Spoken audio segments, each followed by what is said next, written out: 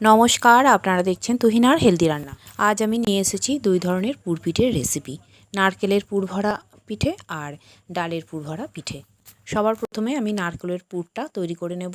আমি একটা গোটা নারকেলকে ছাড়িয়ে কুড়ে আগে থেকেই রেখে দিয়েছিলাম। এবার আমি কড়াতে দিয়ে দিলাম। এখন কিছুক্ষণ নাড়াচাড়া করে এতে দিয়ে দেবো খেজুরের গুড়। গুড়টা দিয়ে নারকেলটাকে ভালো করে কিছুক্ষণ নাড়াচাড়া করব।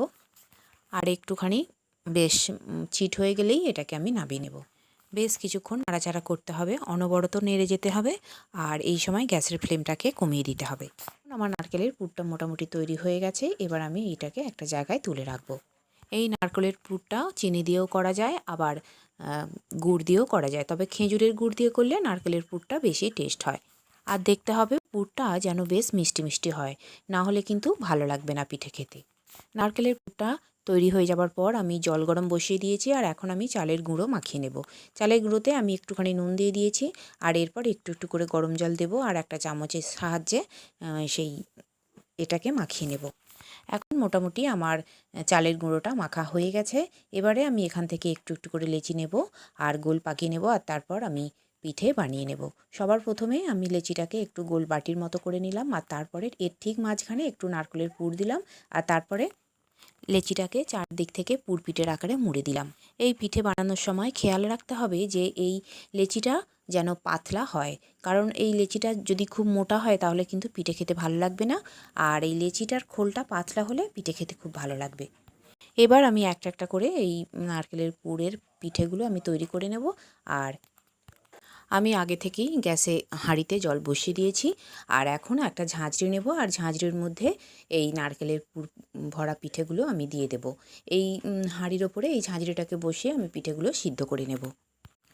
সমস্ত পিঠেগুলো আমি ঝাঁঝরিতে সাজিয়ে দিয়েছি। এখন হাঁড়ির মুখে এটাকে বসিয়ে দিলাম, আর এর ওপরে একটা চাপা দিয়ে দিলাম। এইদিকে আমি ডাল সিদ্ধ করে নিয়েছিলাম, আর তাতে দিয়ে দিচ্ছি ওপরে ভাজা মশলা। আমি ছোলার ডাল একটু নুন হলুদ দিয়ে সিদ্ধ করে নিয়েছি, আর এর ওপরে ভাজা মশলা ছড়িয়ে দিয়েছি, আর তারপর ভালো করে এই ভাজা মশলাটা মাখিয়ে নিয়েছি। এখন আমি ডাল পিঠেগুলো তৈরি করে নেব। সবার প্রথমে একটুখানি লেচি নিয়ে গোল বাটির মতো করে নিলাম, আর তার মাঝখানে ডালের পুরটা দিয়ে দিলাম, আর তারপর চারিদিক থেকে মুখটাকে মুড়ে দিলাম, আর ডালের পিঠের শেপটা একটু আলাদা করলাম। ডালের পিঠের ডিজাইনটা একটু আলাদা করে দিলাম, যাতে নারকেলের পিঠে আর ডালের পিঠে চিনতে পারা যায়। ডালের পিঠের ডিজাইনটা বেশ সুন্দর হয়েছে, আর আমি এইভাবে ডাল পিঠে করলে এইভাবেই ডিজাইন করি। এইভাবে আমি একটা একটা করে ডালের পিঠেগুলো সব তৈরি করে নিচ্ছি। এখন আমি নারকেলের পিঠেগুলো দেখব কতটা সিদ্ধ হয়েছে। এখন আমার সব ডাল পিঠেগুলো তৈরি হয়ে গেছে। আমি একদমই অল্প অল্প করে পিঠে করেছি। এদিকে আমার নারকেল পিঠেগুলো সিদ্ধ হয়ে গেছে। আমি চাপাটা খুলে একটু আঙুল দিয়ে টিপে টিপে দেখে নিলাম যে একদমই ঠিকঠাক সিদ্ধ হয়ে গেছে। এর উপরে একটুখানি জল ঢেলে দিলাম, আর এখন আমি এইগুলোকে নামিয়ে নেব। একটু জায়গাটাকে ঝাঁকিয়ে নিলাম যাতে পিঠেগুলো সহজেই ছাড়ানো যায়, আর একটা কাঁশিতে আমি নামিয়ে নিলাম। আর ওই ঝাঁঝরিতেই আমি এখন ডাল পিঠেগুলো বসিয়ে দেবো।